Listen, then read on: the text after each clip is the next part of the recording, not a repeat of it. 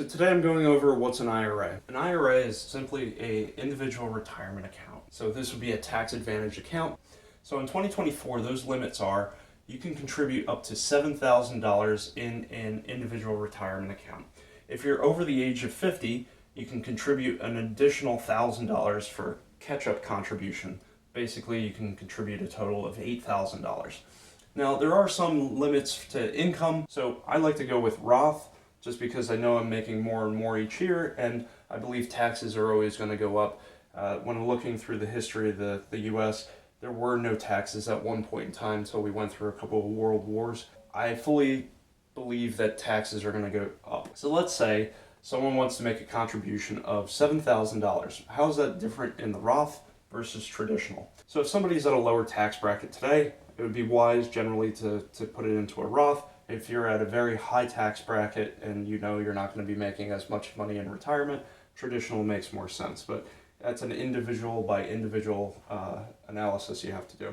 So let's say someone's paying 12% on that $7,000. Effectively, when they make the money, they pay the taxes. That's after tax money effectively, so you might not even realize that you've already paid taxes on it. But effectively, you're not deducting this from your taxes.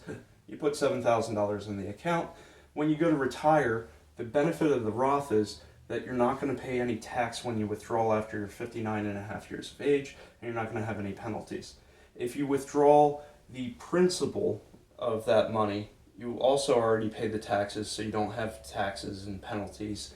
So I actually use this as kind of like a savings account that if I need it down the road, it'll be there and I can touch this. And that's why I like IRAs a little bit better than 401ks. It's under my control. Any of the earnings in a Roth account, that will need to stay until I'm 59 and a half years of age. If I don't keep it into that period of time, if I have an early withdrawal, I could have a 10% penalty on those earnings, but again, not the principal. Now, there's a couple of situations where if I'm buying a house and I want $10,000 to buy my primary residence, I can take 10 grand out and I won't have penalties and things like that. And as long as the money's been there for 5 years, the earnings also won't be penalized. Or if I'm adopting a child or I had a child or things like that, I can use, I believe, $5,000 this year. There's a bunch of other additional rules that you can get around this penalty and taxes.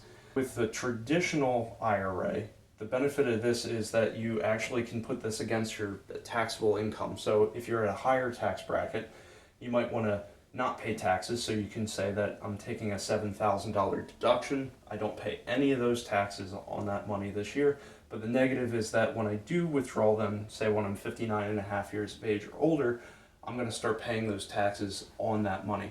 Now I do a mix of both, and the reason being is because for the past year, for 2023, the standard deduction for married filing jointly was $27,700. So if I withdraw $27,700 from my traditional accounts, and that number keeps going up with inflation, I don't pay taxes to the federal government on that money when it went in, and I won't pay taxes when it comes out.